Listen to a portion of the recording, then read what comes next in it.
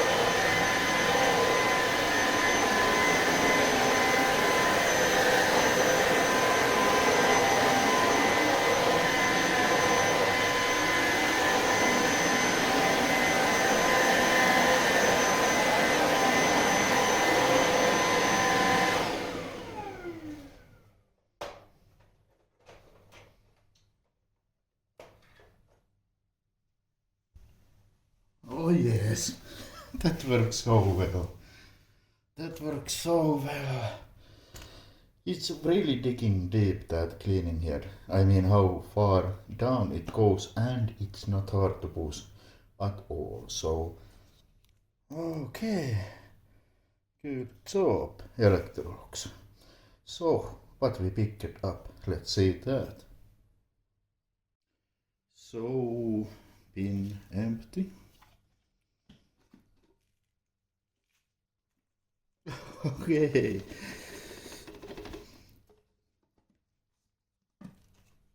Works very, very well. So, more is coming, and there is gritty particles. Very gritty particles. Now this is one where this works much better than the Eufy. But Eufy has still place in this house, and that is everything above hard floors and carpets.